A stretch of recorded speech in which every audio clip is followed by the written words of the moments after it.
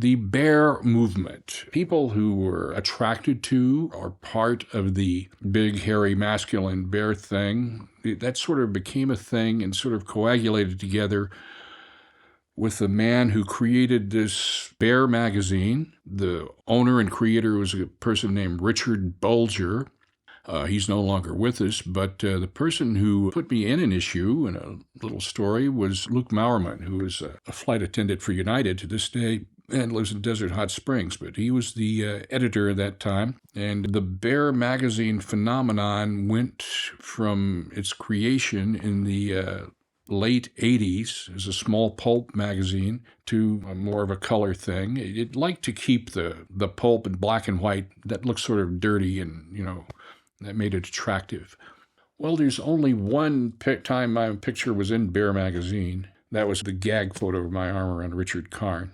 Interesting friend that took that picture is Willie Williams. He's a Brit. He had a home in San Francisco at the time. He's a quite famous set designer. He designs the staging and set and lights for U2 is what he's most famous for.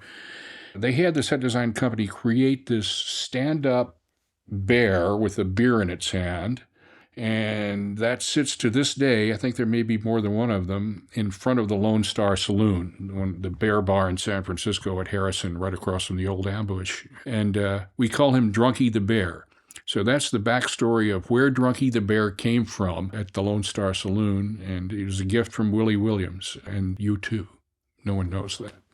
Even today, in 2023, when some people would say, bear is over, we've gone on, do the millennials identify with bears? Yes, some of them do. I have a few friends like that.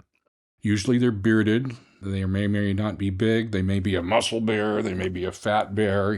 There's all kinds of... So there is a root sexuality to it, and that's why it was sort of came together in the form of a pornographic magazine founded by Richard Bulger. That magazine changed hands 3 times that I know of.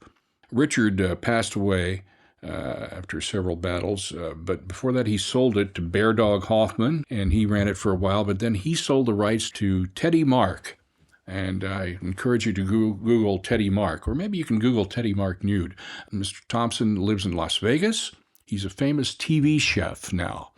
He has a donut shop called Wicked Donuts over in Summerlin. He gets a lot of cred for his baking and his large curly beard. So those are the owners of Bear Magazine, and I think if you'll see the magazine and see the types, the models in there, you'll understand what's at the root of the bear thing. It's a very based, lustful sexuality kind of attraction, I think, that holds the group together. There are bear groups, Bears LA in Los Angeles. They have these weekend bear runs, big parties scheduled at a hotel.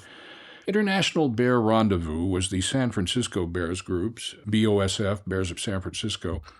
And that was through the 90s. Texas Bear Roundup, the largest surviving bear event of this kind, where almost 2,000 bears will meet. What does it cost to go to a bear event like this? I'm volunteering, so I get my $170 run pass for free. We have a 5-star package for $250, and you want to do bear dance. So it's a $300 weekend for the event, and $500 to get there. And if you stay at the Hyatt every night, that's going to add $150 to $200 a night.